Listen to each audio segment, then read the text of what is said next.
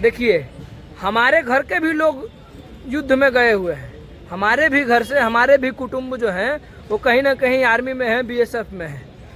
मैं उनका दुख जानता हूँ। मैं यह समझता हूँ कि अगर किसी का बॉडी घर पे पहुँचता है तो उसको क्या दर्द होता है। युद्ध के मैं फेवर में नहीं हूँ, लेकिन आप सोचिए ना, आप कह रहे हैं कि हमारा कलेजा 56 इंच का है।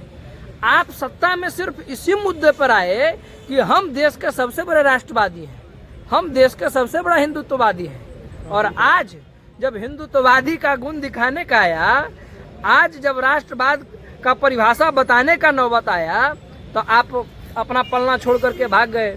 आप हमको हवाले कर दिए अमेरिका के। यही मोदी जी ने 14 में कहते थे कि बताइए, यहाँ के जो विदेश मंत्री हैं वो बिलखते हुए जाते हैं अमेरिका के पास कि हमको पड़ोसी देश पाकिस्तान ने मारा।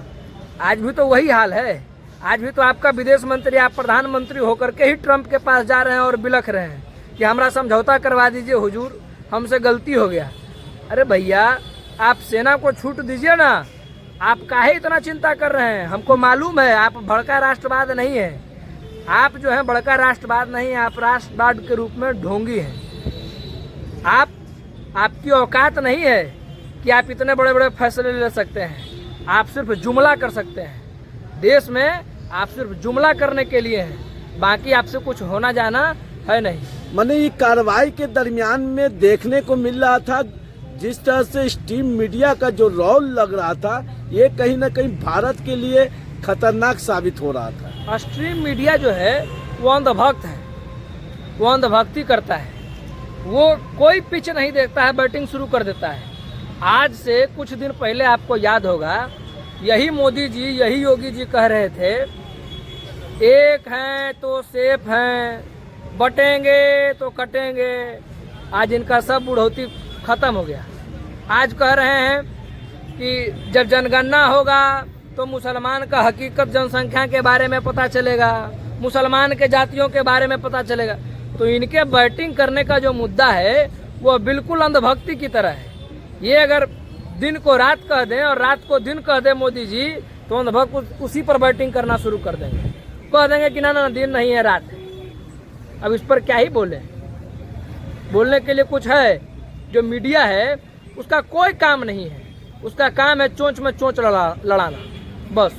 ना मीडिया, जो स्ट्रीम मीडिया का जो रोल था, जो भारत देश का जो भी गतिविधि था, सेना का उस गतिविधि को कहीं ना कहीं दुश्मन पड़ोसी मुल्क को ये न्यूज के जरिए परोस रहे थे।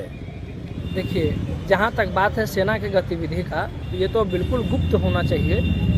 इस पर कोई किसी भी मीडिया को सार्वजनिक नहीं करना चाहिए।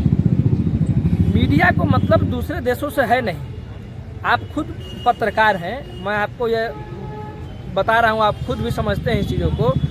मीडिया को बाहर के माहौल से मतलब नहीं है, मीडिया को अंदर में माहौल को उबालना है। इस बार क्या हुआ? इस बार के युद्ध में ये हुआ कि पक्ष हो या विपक्ष हो, सब मोदी जी के साथ था।